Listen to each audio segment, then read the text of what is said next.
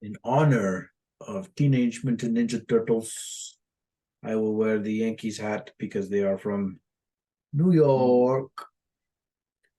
We hope our mother will forgive us because she is a Mets fan, but we are not. We don't really understand baseball that well, but if we were to pick between the teams there, it would probably be the Yankees. But I think the Turtles will pick the Yankees too. Fight me. TMNT. Okay, everybody. We told you in our social media teasers that we were going to be honest, and we are going to be honest. We're going to be brutally honest. We're going to be brutally honest, and we're going to be straightforward. But I want to get something out of the way. The obvious thing out of the way. I have been seeing good things. I've seen the Rotten Tomatoes. I've seen people our age and people older than us who enjoyed this movie. And that is fine. So what I'm trying to say is this, because I tend to ramble on this page, on this amazing channel. I do not think this movie was geared towards us. I personally believe that Seth Rogen's focus was for this generation. Gen and Z, I say that because or Gen X or whatever. The jokes, they were okay, they were fine. I heard somebody say that some jokes went over the kids' heads and the parents were laughing. I didn't get that at all. But what I will say is they made the turtles younger, and I know that everybody loves that they made them real teenagers, but they made them teenagers of today. See how there are some elements that we had when we were teenagers, but they use verbiage and other things that I didn't understand, and I had to ask teenagers that I encounter with to ask them embarrassingly, what does this mean? So I want to get that out of the way. And like JP said, a brutally honest take from us, but we will put our critics hats on first and give you our cinema score. Story and plot, 6 out of 10. 10. Villain, I'm sorry, 4 out of 10. 4 out of 10. The flow of the film, 7 out of 10. the voice acting, 8 out of 10. the heroes, 7 out of 10. In the conclusion, we gave you 32 out of 50, which is 64%. In our scale, that is a D. I think that is a true score, true rating for the movie. Because it was, I mean, it wasn't bad. It wasn't great. It was geared to, like Alma said, it was geared toward another generation. And, you know, Alma and I, we grew up differently. We watched the TV shows and they were very different. We saw different movies of them. And you know, I think the directors and writers were smart about making the mutants like teenagers nowadays. Yeah, that's all I'm gonna say. Like we have bias. I know you won't be able to see this because of my blurriness, but this is our turtles. Yeah, these are the dudes. Come on. But I get it, you know, you want to gear it towards a specific audience, and that's totally fine.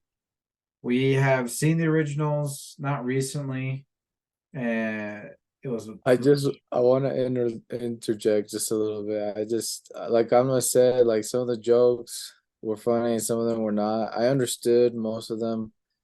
It was so funny. There was someone sitting next to me and they were laughing at like everything. And they like sometimes I could see in my corner eye, they were like looking over to me like And I think they could tell I was like maybe a little older and I wasn't laughing. And so there were some points where they didn't laugh because I didn't laugh, and I just thought that was hilarious. But Alma, the person sitting next to Alma, he was laughing at everything, wasn't he? He was laughing at everything. He was quoting everything. Oh yeah, that's what you said. Yeah. And I mean, that's fine. I think when you really like something, you're quoting it, but sometimes it can get a little annoying. But I think we had the right audience in our theater. Everybody seemed to be enjoying it. Of course, the kids were enjoying it. But like I was saying, we had a different turtles growing up. Everybody had their own turtles. I would say that the best film has been Turtles Forever. TMNT 2012, that one was fine, just a different take. We liked it. The live actions have their pros and their cons. I'll leave that there for you, everybody. Nothing beats the Shell Shock song with Wiz Khalifa. Okay, too good of a song. Always love that. And there've been Stop. different iterations over time. There have been different iterations over time. Even these guys are from a different time period. And so, like JP said, it wasn't a bad movie, but we definitely don't recommend it for people our age. We recommend it for people who are Turtles fans. I think if you are a Turtles fan, you should go see it. But we don't give our A-OK approval. I think the animation, they did a great job. I know they're trying to compete with Sony. Here's another thing. Looking at the animation, it felt very much like Spider-Verse, but it wasn't. And so it was like, music was great. I thought some of the music was great. Music is great. Like we talked about, the voice acting is great. I think everybody had the right voice. My biggest problem with any of the turtles was that Mikey was not funny. Every Mikey that I have had has been funny. And this isn't a diss on the voice actor. I think the voice actor did great. Just the character of Mikey wasn't funny. I want to ask you this. I don't think we talked about this on that night, but what about the part where Mikey and the Gecko were like, bro, I like your vibes. I will say this. I think that's the closest to Mikey that we got. Because he's like way, like it's like that. It's like that surfer dude. It's like that horrible depiction of The Last Airbender, where you think Sokka's going to be funny, and he's not. And this was not a worse depiction of Mikey, but there were moments where you thought you were going to live up to the hype of who Mikey is, but you never did. And I think another problem JP and I had was in the beginning, they put on their ninja masks, and at the end of the movie, almost symbolically, they took them off. And while I understand it fits with the story, I feel like it takes away from them being Teenage Mutant Ninja Turtles. I think you could have kept the masks on. But we're not here to fully give hate. I do want to say that our theater bonded over one moment and one moment only. And this is spoilers ahead for anyone who hasn't watched it by this point. It was the most exciting part of the whole movie. They tease Shredder, and everybody, I'm telling you, everybody was excited. And then the movie ends. I just remember all the gasps in the theater. I was like, oh yeah. Everybody feels the same way about, because if no one knows, like, this is your like Avengers and Thanos. Or, no. A better analogy is it's more like Batman and Joker. Yeah, better. It's just a villain that always just kept coming back. Yeah. So look, as a Turtles fan, I appreciate a fresh take especially for the new generation. But as a personal Turtles fan, it's probably not up there for me. You have to do a lot to beat the Turtles from 2003. And I agree. know they're only 15 or whatever their depiction is, and all the rest of the Turtles have been depicted as 17 or 18. But I related more with those guys than I do with these guys. And it's okay, bro. I mean, like you said, it was different audience for different audience.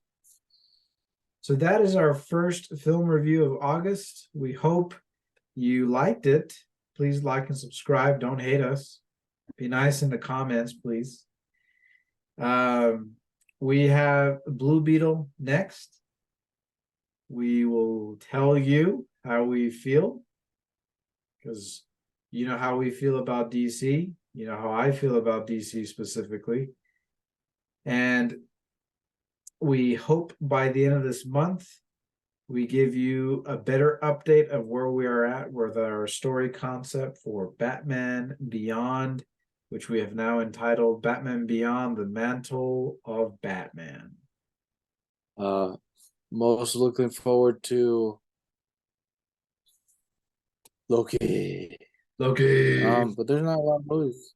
Not a lot of movies for the rest of the year that we're gonna be reviewing. So it's okay. But you don't get tired of us. Hopefully, you just love us more. All right. Well, Teenage Mutant Ninja Turtles, Teenage Mutant Ninja Turtles. In the words of the wise and powerful Michelangelo, Cowabunga. Cowabunga.